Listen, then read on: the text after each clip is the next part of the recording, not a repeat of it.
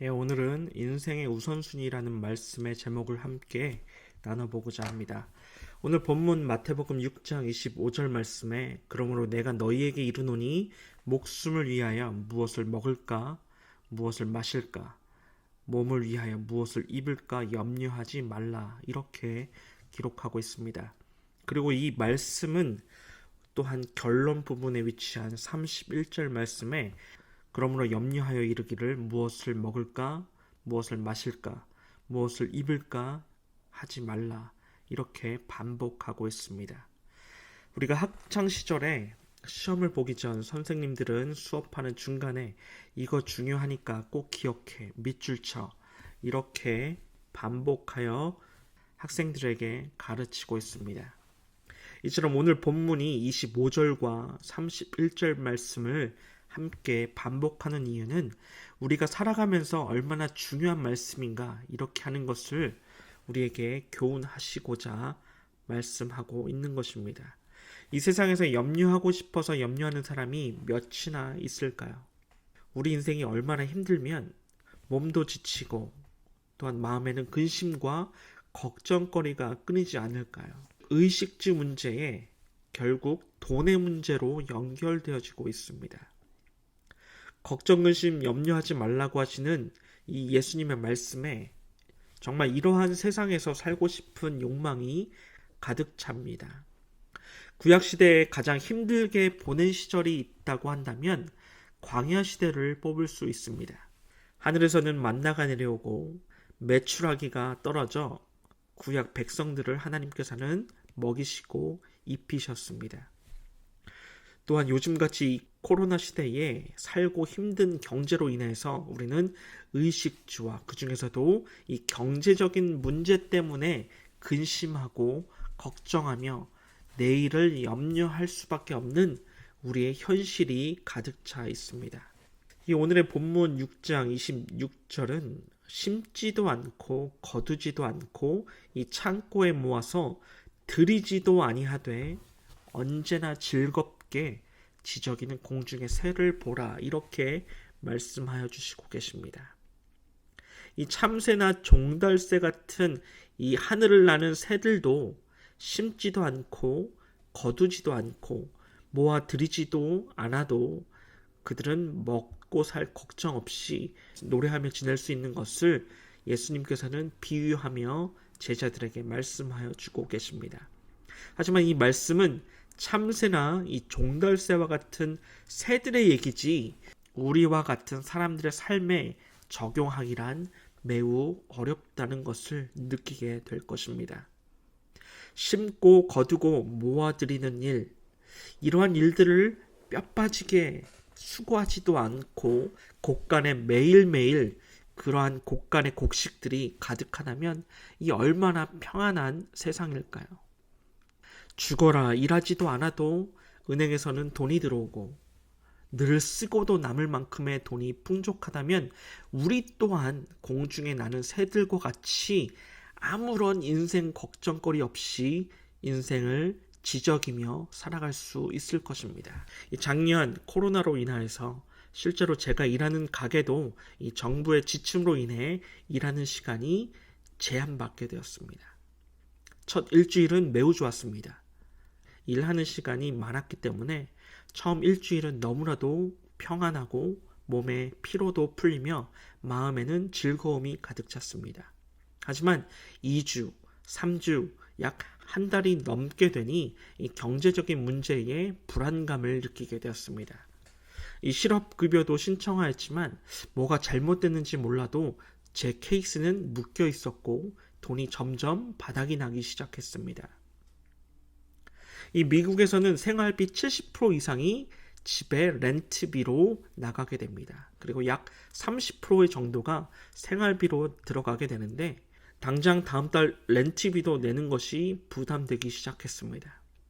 저는 불안감을 조금이나마 해소하기 위해 이리저리 일자리를 알아보던 중 음식 배달 일을 찾게 되었고 그래도 점심과 저녁에 나가서 제 차로 배달 일을 하게 되면 100불 정도의 소득이 생기게 되었습니다.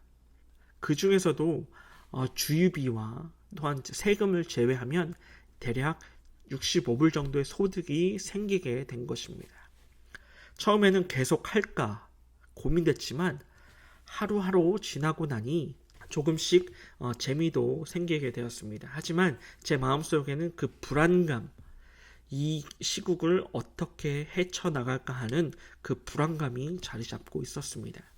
2009년에 있었던 경제적인 공황으로 인해서 미국 경제가 무너지는 그 상황 가운데서 하나님께서 저에게 베풀어 주신 그 은혜를 생각하게 되었습니다. 그러면서 오늘 본문의 말씀이 기억나게 되었고 다시 말씀을 묵상하게 되면서 얼마 지나지 않아 제 묶여있던 그 실업급여가 풀리게 되면서 2달치 이상의 실업급여가 나오게 되면서 저의 경제적인 문제는 어느 정도 해소할 수 있게 되었고, 감사한 게 제가 일했던 그 코로나 이전에 일했던 그 소득과 비슷한 수준의 실업급여가 나오게 되었습니다. 그러면서 다시 한번 하나님의 은혜를 경험할 수 있었던 것을 기억하게 되었습니다. 그러면서 오늘 본문의 28절 말씀에는 또 너희가 어찌 의복을 위하여 염려하느냐, 들의 백합화가 어떻게 자라는가 생각하여 보라. 수고도 아니하고 길쌈도 아니하느니라. 이렇게 기록하고 있습니다. 이 길쌈이라는 단어는 요즘 시대에는 사용하지 않는 단어입니다. 왜냐하면 더 이상 직접 손으로 길쌈하는 일이 없어졌기 때문입니다. 이 길쌈이라는 단어는 실을 자아 천으로 만드는 작업을 의미하고 있습니다. 이 목화로 면을 짜거나 누에고치에서 명주실을 뽑아 이 비단을 짜는 일, 참으로 많은 시간과 정성, 수고가 필요하게 됩니다. 그렇게 일하고 수고하며 길쌈해야 간신히 옷 한 벌 겨우 만들 수 있게 되는 것입니다. 그런데 들의 백합화는 그렇게 수고하지도 않고 길쌈하지도 않는데 아름답고 또한 예쁜 옷을 입고 있다. 이렇게 예수님은 비유하고 계십니다. 맞는 말입니다. 그것은 들의 백합화에게 어울리는 말이지 사람에게는 전혀 어울리지 않는 말입니다. 사람은 수고하고 길쌈하지 않으면 천 한 조각도 짜낼 수 없게 됩니다. 최근 주식과 비트코인이 대유행이 되고 있습니다. 너나 나나 할 것 없이 우리는 모든 사람들은 주식과 이 코인에 열광하며 투자하고 있습니다. 작년 코로나로 인해서 대부분의 업종들은 폐업 위기에 처했고 실제로 폐업한 회사들을 그리고 상점들 그러한 업체들이 너무나도 많이 생기게 되었습니다. 또한 반대로 이 주식으로 인해서 돈을 많이 번 사람들이 많이 있다라는 것입니다. 폐업한 사장님들이 이 소식을 듣게 되면 인생이 너무나 허망할 것입니다. 누구는 24시간 잠을 못 이루며 언제 폐업할지 모르는 이 걱정과 근심을 달고 사는데 또 다른 누군가는 컴퓨터로 클릭 몇 번, 그리고 스마트폰 터치 몇 번만으로 돈을 벌고 있다는 것입니다. 제 아는 지인도 몇 년 전부터 주식을 시작하였고 작년 코로나로 인해서 많은 소득을 얻게 되었다라는 소식을 듣게 되었습니다. 다시 본문으로 돌아와서 28절 말씀을 예시와 같이 우리에게 말씀하고 계시는데 들의 백합화에게 어울리는 말이지 사람에게는 그 말이 맞지 않는 것 같다고 앞서 말씀드렸습니다. 왜냐하면 우리 인간은 수고하고 길쌈하지 않으면 천 한 조각도 짜낼 수 없는 불쌍한 영혼이었습니다. 왜냐하면 아담과 하와의 원죄로 인하여서 여성은 잉태하는 고통을 얻게 되었고 남성은 종신토록 땅에서 수고하여 소산을 얻게 되는 저주를 받게 되었습니다. 오늘 본문의 말씀을 그대로 해석하여 받아들인다면 우리는 아주 깊은 혼란과 큰 상심에 빠질 수 있다는 것을 예수님은 우리에게 경고하고 계십니다. 왜냐하면 우리의 현실과는 전혀 동떨어진 삶이라고 생각되기 때문입니다. 그 말씀을 만약 그대로 받아들이게 되면 우리의 근심과 걱정, 염려 하나도 하지 않고, 그리고 심지도 아니하고 거두지도 아니하고 수고도 하지 아니하고 길쌈도 하지 않고 그 모든 것을 그저 하나님께서 알아서 해주신다, 이런 것을 바라고 계신다면 우리 인간은 무책임한 인간의 모습으로 보여질 것입니다. 더 나아가서 올바른 신앙인의 자세도 아닐 것입니다. 만약 우리가 그렇게 살고자 한다면 그것은 악하고 게으른 종의 모습일 것입니다. 대표적인 예가 달란트의 비유일 것입니다. 주인은 여행을 떠나기 전에 새 종에게 5달란트, 2달란트, 1달란트를 각각 맡기게 되었습니다. 그 주인은 그 종들에게 달란트를 나눠주고 여행을 떠났습니다. 시간이 지나서 여행을 마치고 집에 돌아왔을 때 총 3명의 종 중에서 2명의 종은 각각 5달란트, 2달란트의 이윤을 얻게 되었고, 아무런 수익을 내지 못한 종은 어두운 곳으로 쫓겨나게 되는 최후를 맞이하게 됩니다. 예수님께서 말씀하시는 그 비유의 결론이 무엇일까요? 예수님께서 제자들이나 그 당시의 사람들에게 교훈을 가르쳐 주실 때에 많이 사용하셨던 그 대화법을 우리는 기억해야 할 필요가 있다는 것입니다. 이 본문 6장 29절 말씀에 내가 너희에게 말하노니 솔로몬의 영광으로도 입은 것이 이 꽃 하나만 갖지 못하였느니라. 액면 그대로 이 말씀을 받아들이게 된다면 그 솔로몬의 영광이 들의 백합화보다 못지 않다, 즉 초라하고 보잘것없다라는 것처럼 들릴 수 있지만 그 의미는 정반대의 의미를 가지고 있다는 것이죠. 솔로몬은 적어도 모든 성경의 인물들 가운데서 가장 화려한 삶을 살았던 인물이었습니다. 예수님께서 이 솔로몬을 비유로 하셨을 때에는 그 솔로몬의 영광을 낮추시는 것이 절대로 아니라 그 영광을 제자들에게 인정하고 있다는 것이죠. 이처럼 예수님께서는 반어적인 표현을 통하여서 제자들에게, 그 당시의 사람들에게 하나님의 말씀을 깨닫게 하기 위한 비유를 적절하게 사용하셨습니다. 오늘 본문 먹을 것, 마실 것, 입을 것, 즉 의식주와 생활의 문제로 우리는 염려하고 근심 걱정하며 살 수밖에 없는 그 현실 속에서 어쩔 수 없이 살아갈 수 있다는 것을 우리는 인정할 것입니다. 심고 거두고 모아서 들어야 살 수 있는 것이 우리의 삶의 현장의 연속이라는 것이죠. 우리가 수고하고 길쌈하지 않으면 결코 헐벗을 수밖에 없다는 것을 인정하고 있는 것입니다. 우리의 관심과 시간, 마음의 정성, 수고와 노력, 이러한 근심과 걱정들이 현실의 문제를 가지고 살아가고 있는데 막상 현실을 살아가게 되면 이러한 문제들과 부딪히게 되는 것을 우리는 너무나도 잘 알고 있습니다. 더 나아가서 돈과 같이 경제적인 현실이 우리 인간의 목표가 될 수 있으니 너희는 그 우상을 떨쳐버리라. 이렇게 예수님께서는 우리에게 교훈하고 계시다는 것입니다. 예수님께서는 마태복음 4장에 40일 금식 기도를 마치시고 사탄으로부터 시험 받게 되었을 때에 그 첫 번째 시험에서 사탄은 이 돌을 떡으로 만들게 하라는 것이었습니다.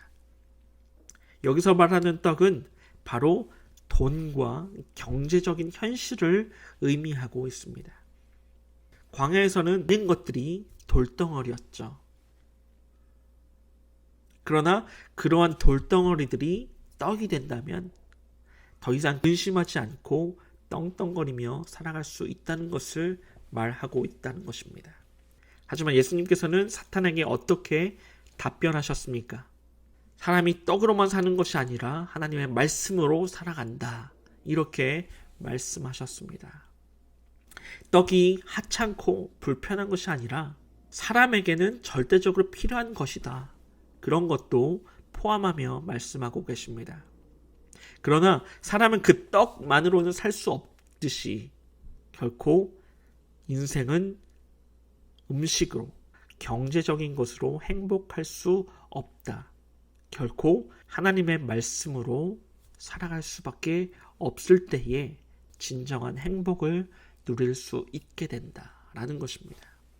우리 인간에게는 하나님의 말씀이 있어야 될 줄 믿습니다. 그리고 그 말씀이 있을 때에 우리의 삶의 의미를 깨달을 수 있게 되고 진정으로 그 큰 행복과 구원에 이르게 되는 예수님의 가르침을 오늘 말씀하고 계십니다. 반대로 예수님께서는 떡을 버리고 말씀만 택하라 이러한 것도 아니십니다. 그러나 떡도 필요하고 말씀도 꼭 필요하다는 것을 동시에 말씀하고 계십니다. 예수님의 이러한 가르침은 삶의 우선순위에 대한 것을 직접적으로 가르치고 계십니다.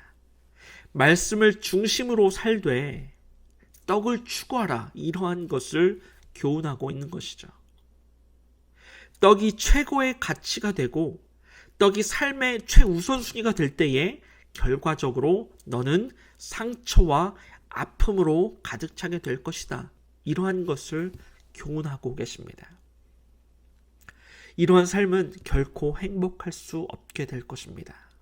인생의 우선순위가 바로 서게 되고 그것이 존중받고 지켜질 때에 삶의 질서가 자리 잡게 될 것이고 그러할 때에 진정한 삶의 의미와 행복 그리고 구원에 이르게 되는 기쁨을 얻게 될 것입니다. 우리 서로가 서로 존중하되 소중히 여기고 하나님의 자녀답게 이 세상을 살아가는 것 바로 이것이 예수님의 진정한 가르침인 것입니다. 예수님의 진정한 가르침을 믿으시는 저와 여러분 되시길 주님의 이름으로 축원합니다. 본문 말씀에 그런즉 너희는 먼저 그 나라와 그의 의를 구하라. 그리하면 모든 것을 너희에게 더하시리라. 삶의 목표를 우리에게 분명히 정해주고 계십니다. 우리가 살아가야 할 인생의 우선순위 무엇입니까? 돈도 중요한 것이 아니고 걱정거리가 우리의 삶을 지배하는 것이 아니라 말씀으로 살되 우리가 바라봐야 할 천국, 그 하나님의 나라를 위해서 하나님의 나라와 그 의를 구하는 데 중점을 두어라. 이것을 명하고 계십니다. 이 세상에는 개인의 나라와 나의 나라, 내가 살고 있는 이 땅의 나라, 나를 최우선으로 살고 있습니다. 그러나 하나님의 나라와 하나님의 뜻을 이루시기 위해서는 반드시 우리는 하나님의 말씀을 통하여서 그의 나라, 즉 천국을 바라봐야 하는 그 삶을 살아야 한다는 것입니다. 우리 자녀들은, 우리 기독교인들은, 저와 여러분들은 하나님의 나라와 하나님의 의를 먼저 구해야 할 줄로 믿습니다. 우리의 인생의 우선순위를 바로 세워야 할 줄로 믿습니다. 사람이 떡으로만 살 수 없기에 하나님의 말씀을 듣고 묵상하며 기도하고 그것을 지키며 실천해야 할 것입니다. 그러할 때에 비로소 그 모든 것들, 경제적인 문제, 자녀들의 문제, 또한 사업의 문제, 이러한 모든 문제들이 주님 안에서 해결될 수 있고 우리에게 더 큰 구원, 더 큰 선물, 더 큰 목표, 즉 구원에 이르게 된다는 것을 분명 말씀하고 계십니다. 바로 이러한 인생의 우선순위를 우리 마음 가운데 새기시고 묵상하며 기도하며 살아가시는 저와 여러분 되시길 주님의 이름으로 축원합니다. 기도하시겠습니다. 사랑과 은혜가 풍성하신 하나님 아버지 감사를 드립니다. 우리의 인생의 우선순위가 오직 예수님이 될 수 있게 우리의 마음을 주장하여 주시고 항상 감사하는 입술의 고백이 나를 통하여서 하게 하시고 그로 인하여 주의 은혜를 사모하는 저희들 될 수 있게 주님 보살펴 주시옵소서. 주님, 저희들 연약한 자녀들입니다. 한치 앞도 내다볼 수 없는 연약한 자녀들이기에 너무나도 많은 세상 죄악에 노출되고 있습니다. 주 예수 그리스도의 보혈의 피로 우리를 거룩하게 하셔서 그 모든 죄악 가운데서 보살핌을 받게 하시고 그 죄악을 말씀으로 이기게 해 주시옵소서. 또한 기도의 입술을 허락해 주시옵소서. 우리가 기도하는 모든 기도의 제목들 주님께서 들으시고 응답하여 주시옵소서. 주님께서 한 분 한 분의 기도를 들어주실 때에 응답의 열매로 허락하여 주시고 그 응답의 은혜로 살아가게 하여 주시옵소서. 주님, 하루를 시작함에 있어 모든 장애물들을 거두어 주시고 항상 죄악으로부터 보살펴 주시옵소서. 날마다 담대한 믿음으로 승리의 하루를 살게 하여 주시며 거룩한 주의 백성 삼아 주시옵소서. 주님께서 사랑하시는 자녀들 질병으로 고통받고 있습니다. 주님께서 어루만져 주셔서 여호와 라파의 손으로 우리 상처에 어루만짐을 받게 될 때 기뻐 뛰며 주님을 찬양하는 저희들 되게 하여 주시옵소서. 이 모든 말씀 우리 주 예수님의 이름으로 감사하며 기도드리옵나이다. 아멘. 주기도문 하심으로 모든 말씀을 마치도록 하겠습니다. 하늘에 계신 우리 아버지여, 이름이 거룩히 여김을 받으시오며 나라에 임하옵시며 뜻이 하늘에서 임한 것 같이 땅에서도 이루어지이다. 오늘날 우리에게 일용할 양식을 주시고 우리가 우리에게 죄 지은 자를 용서한 것 같이 우리의 죄를 사하여 주옵시고 우리를 시험에 들게 하지 마옵시고 다만 악에서 구하옵소서. 대개의 나라와 권세와 영광이 아버지께 영원히 있사옵나이다. 아멘.